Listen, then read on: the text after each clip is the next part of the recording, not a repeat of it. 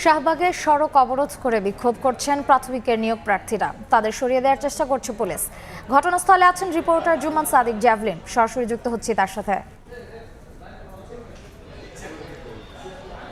এই মুহূর্তে আমরা অবস্থান করছি শাহবাগে। আপনারা দেখছেন এখানে এই মুহূর্তে জলকামান নিক্ষেপ করা হচ্ছে পুলিশের পক্ষ থেকে, এবং আমরা দেখছি আসলে এখানে যারা অবস্থানরত শিক্ষক রয়েছেন, আন্দোলন করছেন, প্রাথমিক সহকারী শিক্ষক পদে তারা নিয়োগ পেয়েছিলেন ঢাকা এবং চট্টগ্রাম বিভাগের। আমরা দেখছি আসলে এই মুহূর্তে যারা নারী শিক্ষক পদপ্রার্থী এখানে ছিলেন, যারা সুপারিশপ্রাপ্ত হয়েছেন, তারা আন্দোলন করছেন এবং তাদের উপরে কিন্তু লাগাতার জলকামানের বর্ষণ সেটি হচ্ছে পুলিশের পক্ষ থেকে। এবং একই সঙ্গে আমরা দেখছি এখানে ধরপাকড় কিন্তু কিছুক্ষণ আগে থেকেই চলছে, এবং আমরা দেখছি বেশ কয়েকজন কিন্তু আহত হয়েছেন, এবং চোখে মুখে যে পানির তীব্র যে ঝাপটা সেটির কারণে কিন্তু অনেকে অসুস্থ হয়েছেন আমরা দেখছি। এবং পুলিশের পক্ষ থেকে আমরা লাঠিচার্জও দেখছি এবং তাদেরকে ছত্রভঙ্গের চেষ্টা করা হচ্ছে। তবে এখানে যারা নারী সুপারিশপ্রাপ্ত সহকারী শিক্ষক রয়েছেন প্রাথমিক বিদ্যালয়ের, তারা কিন্তু এখানে এখনও একেবারে তাদের অবস্থানে অনড়।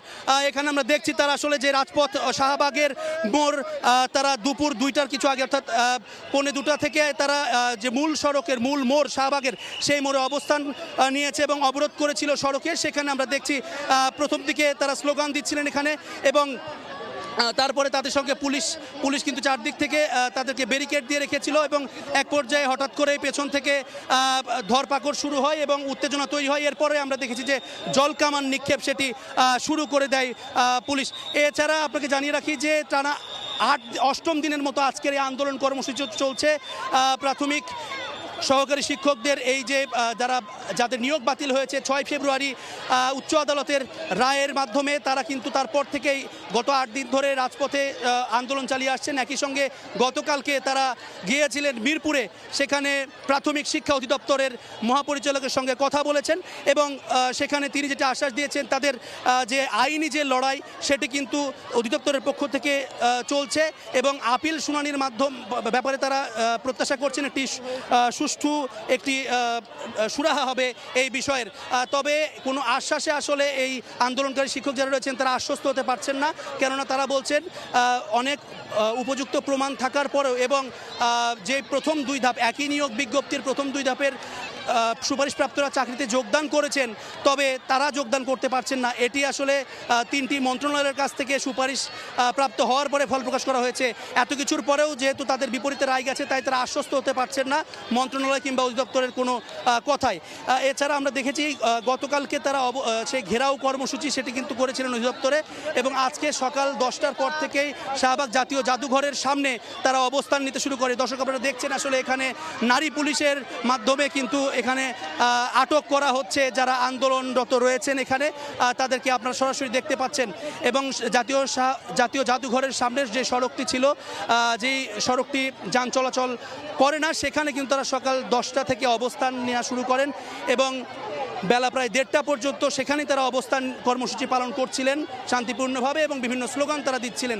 তবে 1:30টার পরে কিন্তু যেমনটি তারা বলছিলেন এর আগেও সকাল থেকে, যে তাদের যে দাবি 1 দফা দাবি রয়েছে, সেই দাবিটি আজকের দিনের মধ্যে না মানা হলে তারা কঠোর কর্মসূচিতে যাবেন।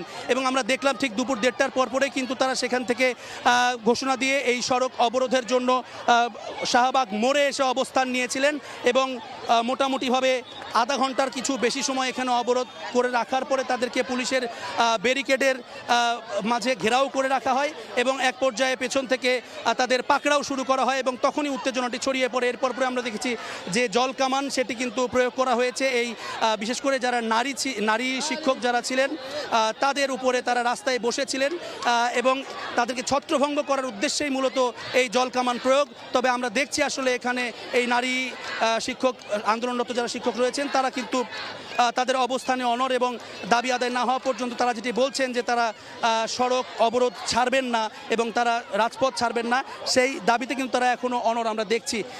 জানিয়ে রাখি এই যে নিয়োগ বিজ্ঞপ্তি তার প্রথম 2টি ধাপে কিন্তু যারা সুপারিশপ্রাপ্ত হয়েছিলেন তারা প্রায় 8 থেকে 10 মাস আগে তাদের নির্দিষ্ট যে কর্মস্থল সেখানে যোগদান করেছেন।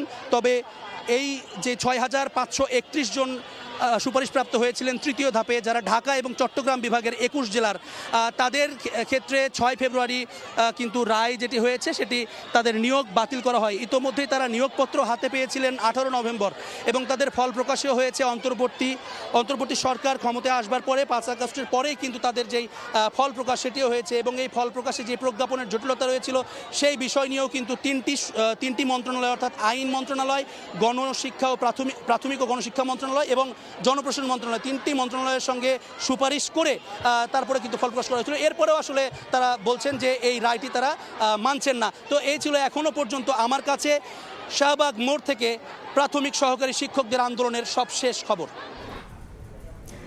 শাহবাগ থেকে যোগ দিয়েছিলেন জ্যাভলিন।